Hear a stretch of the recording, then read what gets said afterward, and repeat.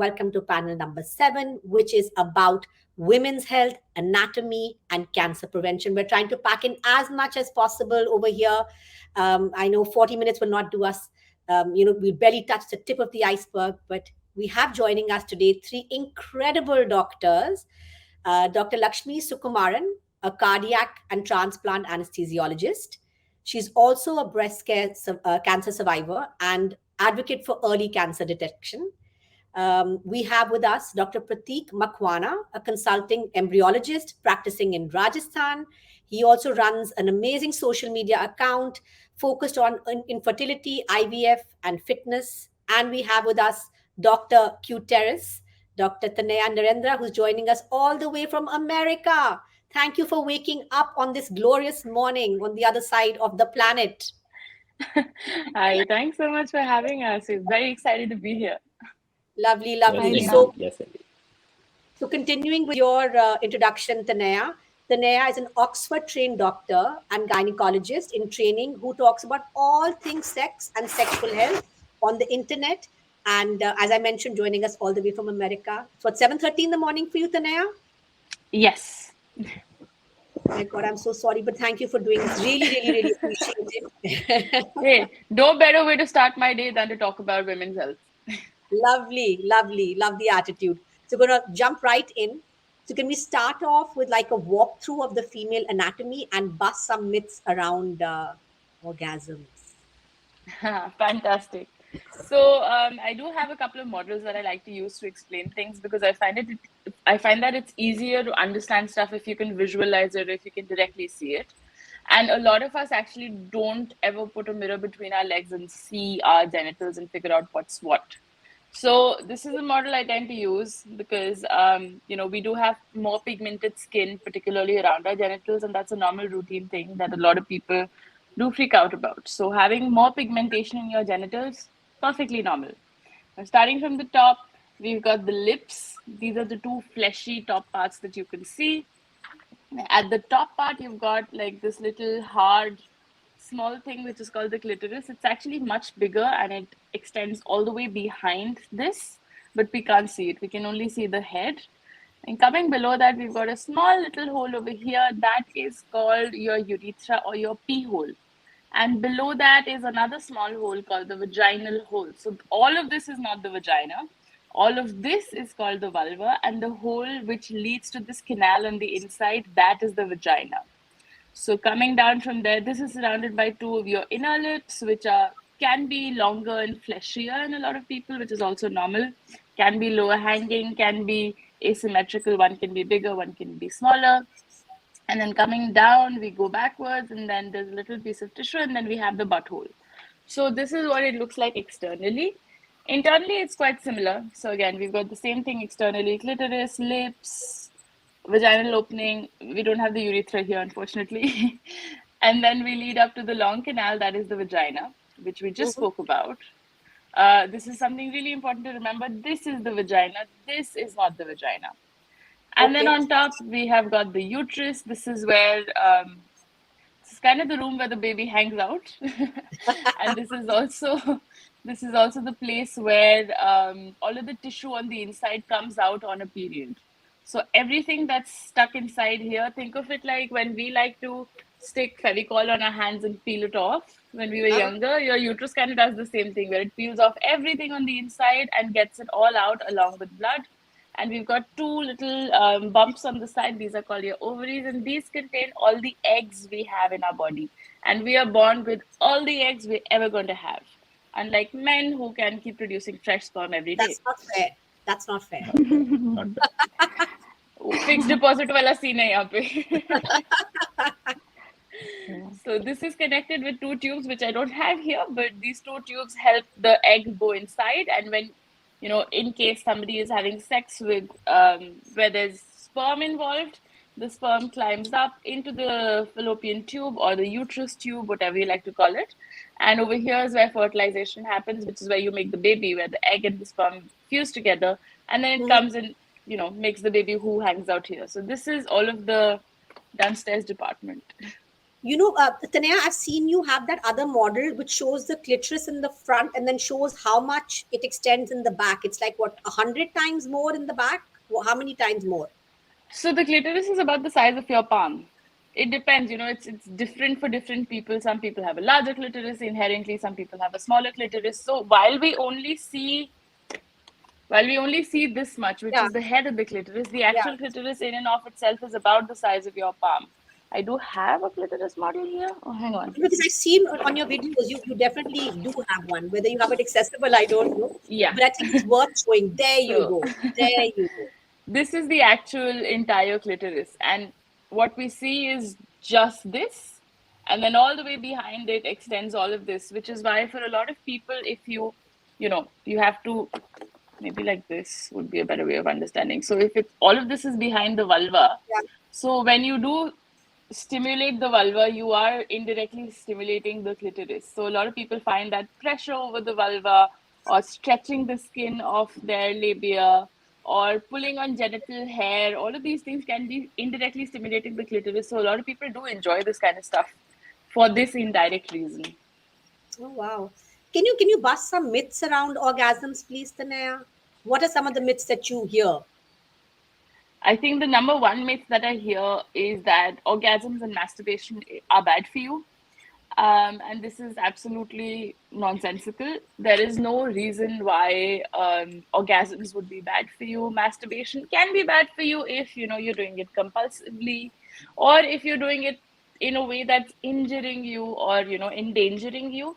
But other than that, these two things are actually really good. So how I always explain is it is there's say for example you're in a new relationship, right? And then if you already know what your likes and dislikes are, how you like to be pleasured, how you enjoy touch, how you enjoy sensations, is better for your partner and you together to work towards making a better, healthier sexual relationships. It's kind of like coming with an IKEA manual for yourself, your IKEA manual on orgasms.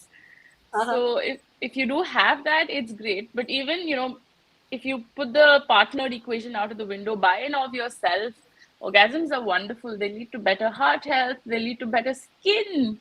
They lead to, I didn't know about the skin thing. I didn't know about the skin thing. So it makes your skin flush. You get better blood flow to your skin, which is always good. It helps heal scars and things like that. So, there's it's better for your skin. It helps you relieve stress, which means you sleep better. There is some research. I mean, there's only one long established research on this, but they do suggest that masturbating more than 21 times a month can reduce your risk of prostate cancer by 30%. Oh my good! Wow, guys, are you listening? Seriously, lovely. 30% is a huge number. Really, seriously. Well, thanks for that, Tanaya. Lakshmi, I'd like to come to your story, right? And Sure. I'm not going to steal your thunder. Please, I'd love for you to share your story. Hi, Nina. Hi, Prateek. Hi, Tanaya. So nice to finally meet you guys. So I am a doctor. I'm a cardiac anesthesiologist and a breast cancer survivor. So I was diagnosed with breast cancer in 2019. So I had invasive lobular breast cancer, which is a rarer type of breast cancer, I'd say. And I'm completely cured now. I had to undergo 2 surgeries and radiation therapy, and I'm here now, talking to you guys about this. So, yeah. So basically, I got diagnosed in 2019. I didn't have any symptoms as such. I didn't have a lump. I did not have any, what would you say, those red flag signs like that suggest carcinoma as such. But it was October, and as you all know, October is Breast Cancer Awareness Month, and I kind of noticed a subtle change in my breast, like the left breast was like slightly different from the right. And then it was Breast Cancer Awareness Month, and my friend was doing some tests. So I just went to her and got the mammogram done, and incidentally, I got diagnosed with breast cancer. So so that's how my story came. Like, I didn't have any symptoms. I didn't have a lump, nothing as such. Uh, so I'd say like, and I am so guilty to admit that I've never done a self-examination before. I mean, it is so important to actually be aware of your body and to actually know that, this can happen, and this can happen to anybody. So I'm somebody who never had, this happens via genetics also. Like if you have a genetic predisposition to breast cancer, you can have a higher chance of having breast cancer, right? Like if your mom or your aunts or anybody in your family has a breast cancer, then you have increased chance of having it. So I never had any person in my family having cancer as such. I was not on any hormonal therapy. So I did not have any sort of predisposing factors.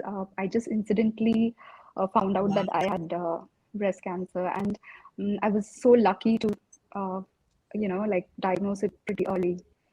That's And then I go very to, though, Lakshmi. yeah. So that's why I'm like, so, I mean, I'm advocating on breast cancer awareness in the sense that everybody needs to like do self-examination.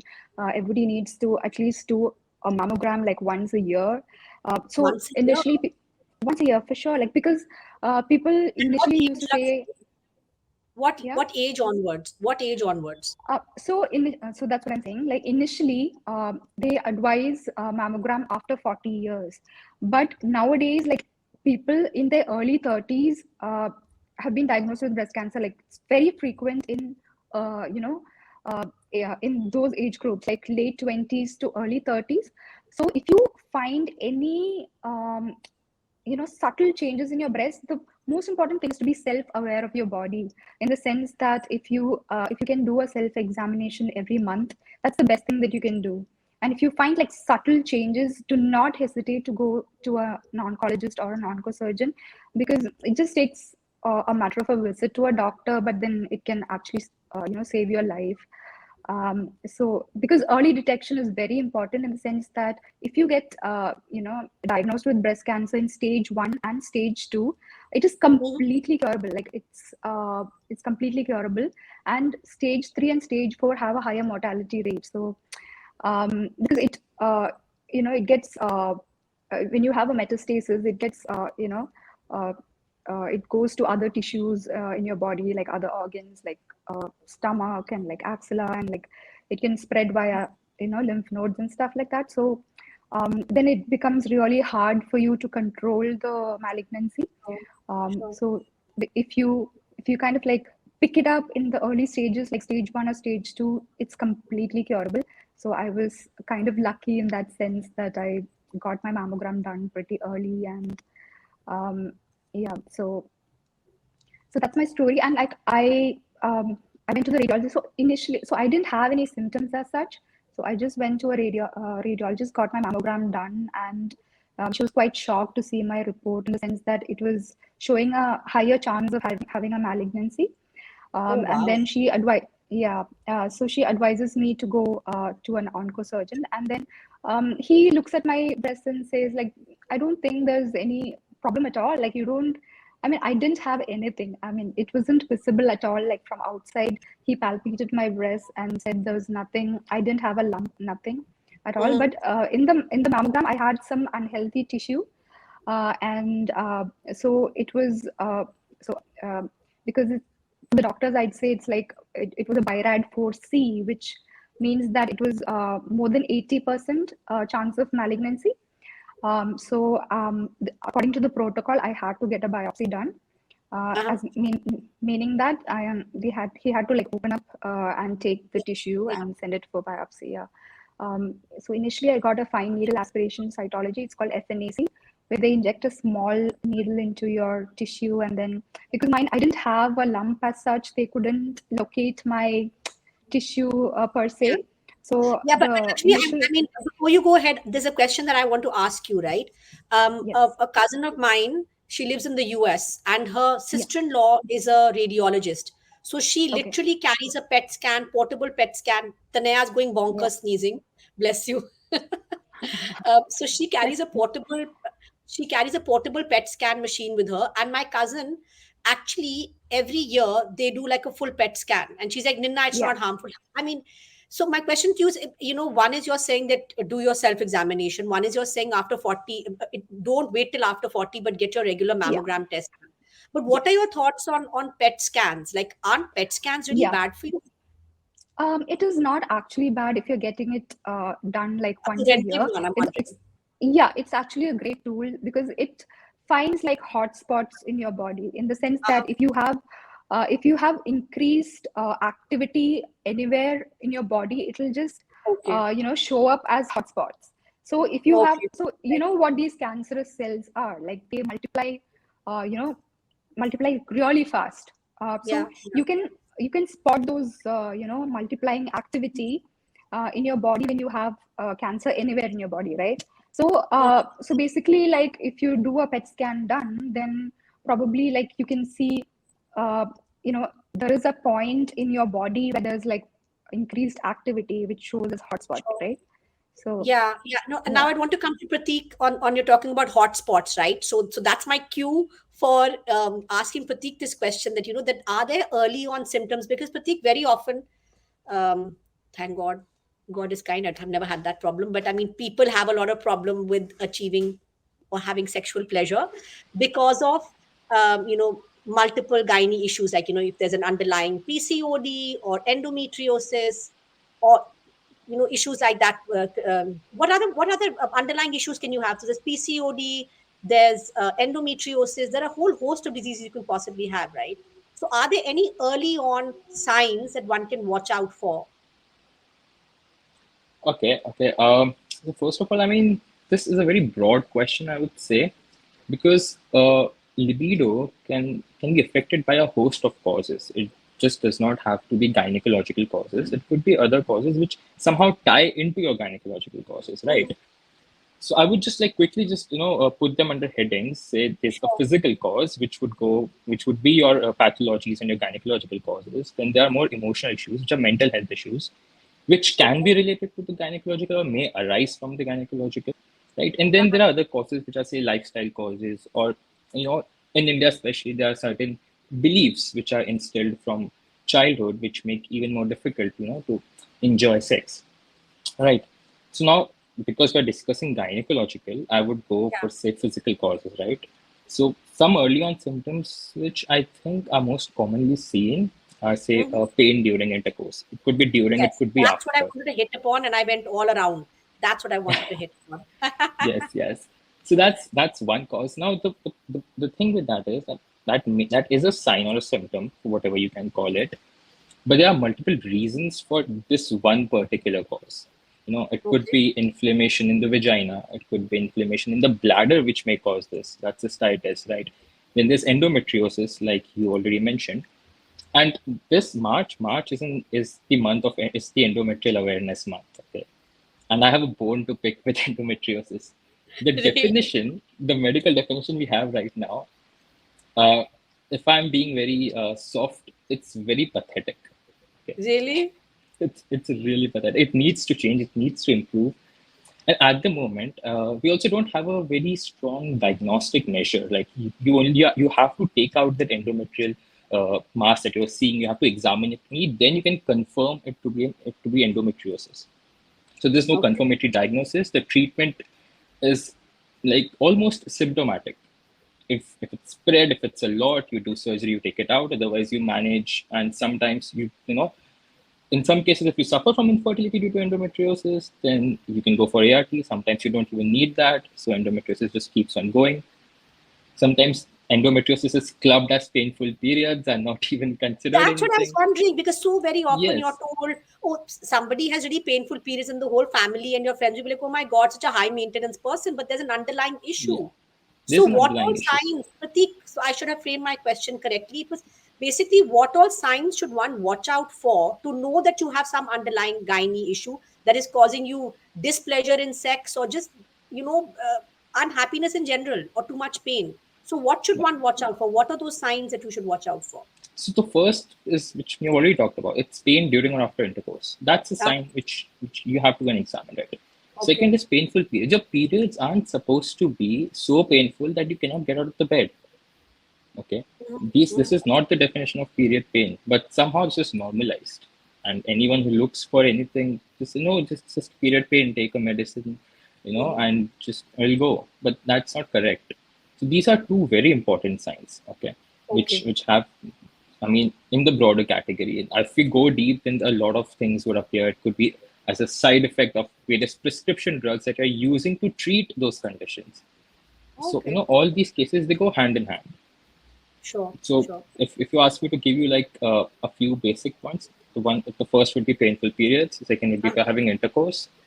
And if you see any, because the pain during sex is not just because of endometriosis. So if you see any infections, if you see any foul smelling, if you see discharge, all that for a prolonged period of time, those infections, say urinary tract infections or sexually transmitted infections, they can go on and they can become very serious because they won't treat themselves. They will only go on and become very serious. Okay. So all this would decrease the libido. All this, these are some signs that you have to look out for. Sure. And the only way, and especially in tier 2 and tier 3 cities, people are usually very apprehensive of visiting a gynae and getting it checked. Unless it becomes really serious, then it's very late. Prateek, tier 1 also. I have very educated friends and family who refuse to go to the gynecologist, And you mentioned the word libido. On that note, I'd want to ask Tanaya about this. Tanaya, I met a horrible guy on Bumble last year in March. He knows it's March. He knows who he is. So he told me, oh, Ninna, you're in your 40s now. You only have a few good years left. I want to give one slap on his face. Okay. So good years for sex, right? I wanted to slap him. So I want to ask you, what is sex drive? And is it true that after menopause, women experience lower sex drive? So, give another slap to that guy from my side as well. This is absolute and utter nonsense. The reactions to menopause and sex drive can be different for a lot of people. Some people tend to enjoy sex more. I'm nowhere near menopause, but this is what he said will happen in a few years. Just putting it out there. So go ahead. Hey, there's nothing wrong with menopause. It's a beautiful transition in somebody's life. And, it's just like puberty 2.0, right? I mean, puberty sends us new things in life. Sure, it can be difficult if you don't know what's happening. But if you do understand what's happening in the background, it can be an comparatively easier transition. And the same can be said of menopause. That, if you're equipped with the right knowledge, it can be really, really helpful. So a lot of people find that when they do hit menopause or when they're perimenopausal, which is around the ages of menopause, they find that their sex drive just shoots right up because the anxiety that normally comes with having sex for a lot of people, like what if I get pregnant, or you usually have younger children in the house, and that equation is sort of out of the window usually. And some people find that by the time they grow older into their body, they find that they are more comfortable around body image issues. So some people do find that there is an increase in the sex drive they experience, but for a lot of people who do find that there's a decrease, it's because of very physiological things. Now, what happens in menopause is that the normal hormones that you have in your body are kind of like sitting at this level. And around menopause and right before menopause, they take a huge dip. So all the functions that are supposed to happen normally by these hormones, they obviously take a hit. Things like, estrogen keeps your vagina nice and moist, and it supports the vaginal tissue to be strong and healthy, and it supports the vaginal bacteria that create sort of a safety net in the vagina to prevent any bad microorganisms from growing there. Now this estrogen is gone, which means your vagina is now dry, which means that the healthy microbiome is also gone because, you know, there's dryness, which means that having sex can be quite painful. So people do find that, you know, if you've ever had sex where you're not lubricated, you know that pain, but amplify that pain with dryness as well. You know, just like rub your hand on a dry piece of Okay, arm okay. skin. Not But good. but Tanya, I'm just wondering, okay, on a serious note, that actually wouldn't a lubricant help in those cases when you're menopausal, that you should use lubrication? And another question I wanted to ask you is that people talk about having supplements like having rose hip, this and that. Is there something that you advise women when they're perimenopausal or menopausal supplements to have? Okay, so lubrication is great whenever you're finding that there is any problems with lubrication, be it menopausal or non-menopausal. But when you are menopausal, you can speak to your doctor who can give you estrogen-containing lubricants. Now, this is not indicated for people who have a history of breast cancer. But if you do not have that, you can use estrogen-containing supplements, which not only give the lubrication, but also directly provide estrogen to the vagina. So all of the other side effects we talk about are also gone. Oh, wow. It's very useful. And a lot of people around their menopausal age find that they get a lot more UTIs because of the vaginal dryness, which means bad bacteria growing and then climbing up near the urinary area. So a lot of people also find relief using estrogen containing creams for their UTIs. Now, moving forward from there, there are a lot of supplements that are there on the market that say they will help you with menopause, but very few actually have any evidence behind them. The one that was used earlier a lot, but sort of has fallen out of fashion now, is evening primrose oil. It was also used a lot for PMS. Rose hip and primrose oil is what I've been hearing about, like since back in the day. Oh wow!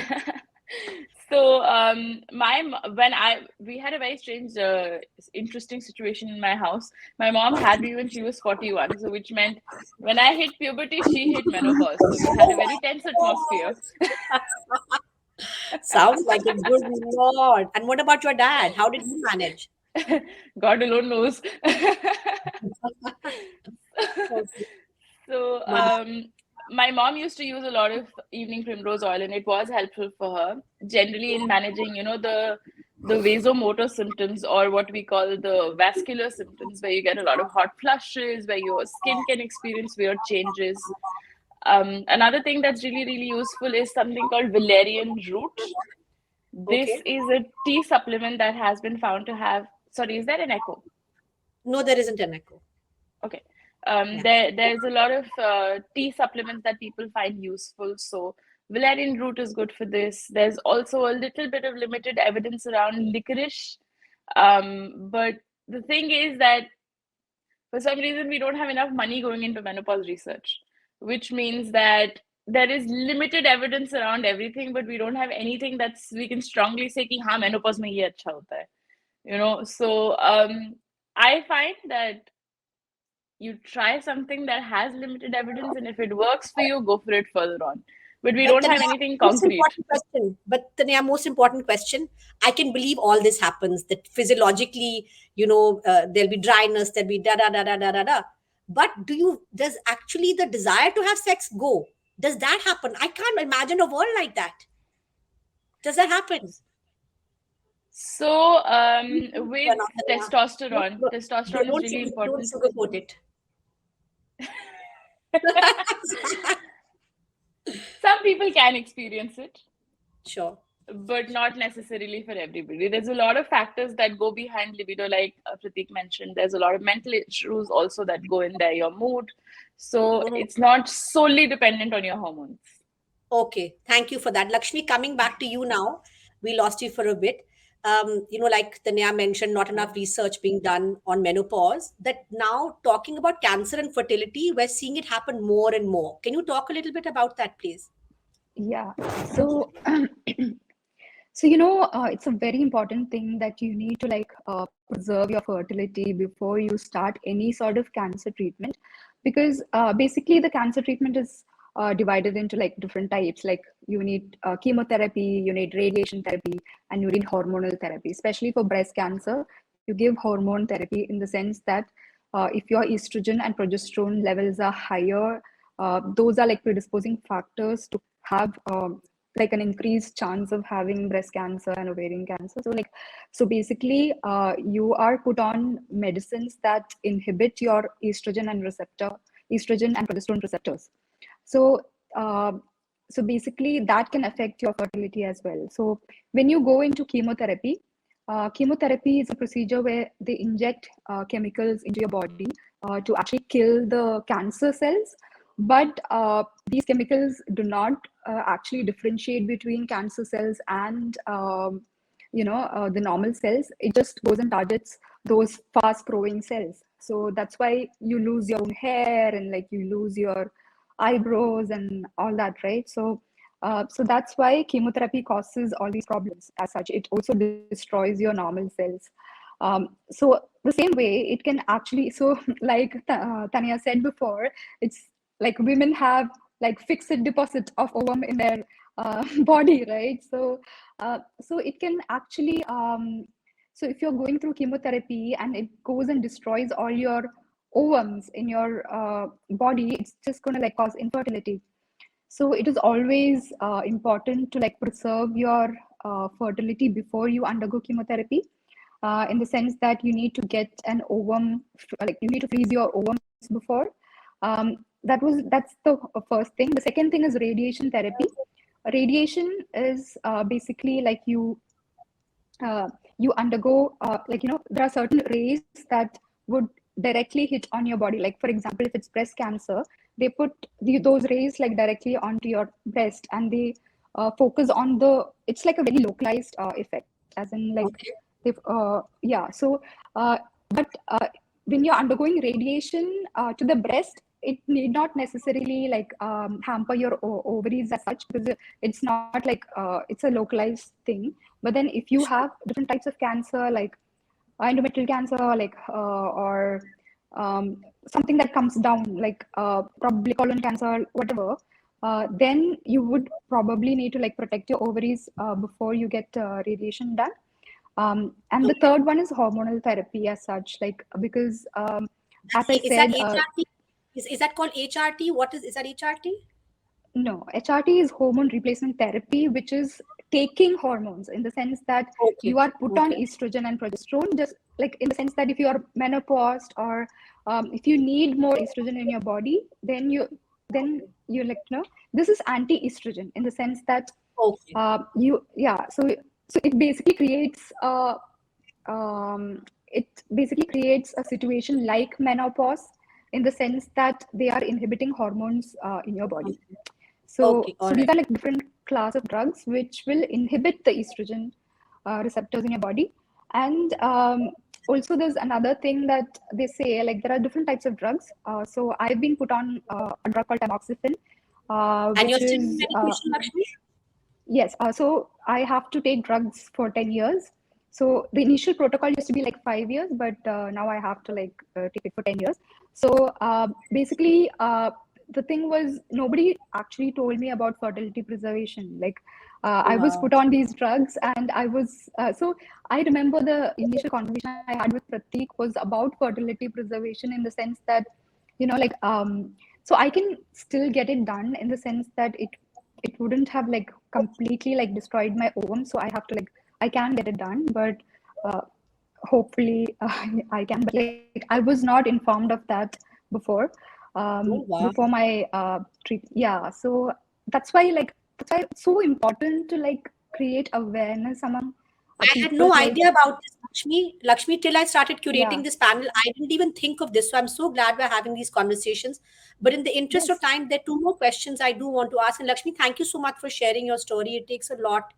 Prateek, when we had a conversation, and I was joking when I told you about, people who I know who are super young and they want to have their eggs frozen.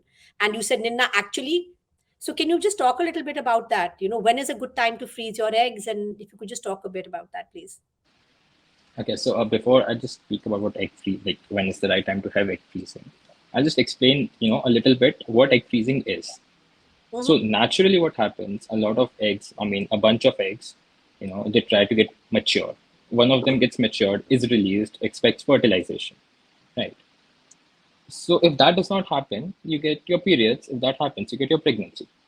So this is the natural scenario. Now, what happens in egg freezing is we stimulate the eggs and we try to keep the whole bunch of them matured so that we can retrieve as many eggs, and then we can freeze them at minus 196 degrees, right? So this is egg freezing, like very basic superficial egg freezing, right? Now, when to get it done, So as age increases, the fixed deposit, be it eggs or your bank account, as age increases, it will go down. So now, as age increases, the limited amount of eggs, the unmatured eggs, one is getting released every month. The bunch which is left, they break down. So that every month, that number of eggs is depleting. Okay.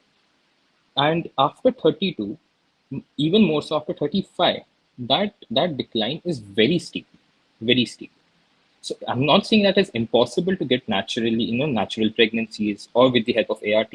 But what happens is body has this, thing that we'll push out the best eggs first, and we'll keep the average eggs for afterwards.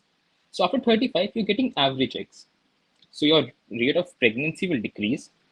Okay, the chances of pregnancy losses will increase, and because it's an average egg, there are chances of chromosomal anomalies happening. So the baby might be born with some genetic, predispositions, right? Now, in these cases, it's recommended. Say, multiple reasons to get egg freezing done.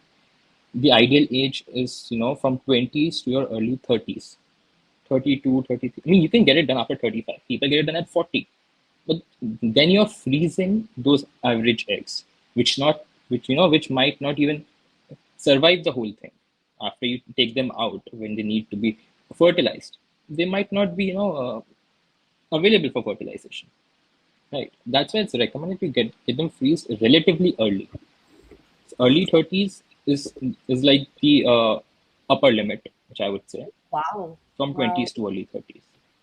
That's very interesting to learn, and I hope people are registering this, because in my experience, I mean, I've seen my friends get desperate in their late 30s. But I mean, again, like when I started off, I said 40 minutes isn't enough, and I wanted to have specialists on board. But I think next time we're going to have one-on-one with everybody, because there's so much that I want to ask each one of you. But I think I have to be fair to the audience, and somebody has asked this question. And I have to tell you guys that with this event, what has happened is so much work has gone in that suddenly I think I need reading glasses. So this is happening to my phone. So the audience question is, ma'am, can you explain the physiology of hot flashes? So Tanaya, I'm going to hand this question to you, please. The physiology of hot flashes. Is it flashes or flushes? What is it? You have to unmute yourself. So it's hot flushes, and it's called a hot flush because your skin flushes with blood. Okay. So the one thing that happens in menopause is that the way our body can modulate temperature, normally that changes. So with the effect of change in hormones, we're not able to control our internal thermostat as easily. And when we start getting overwhelmed with heat, what our body does is one of the ways of cooling down is when we sweat. If you've noticed, when people who are sweating, their face tends to become more red. And that's because what the body does, it opens up your blood vessels.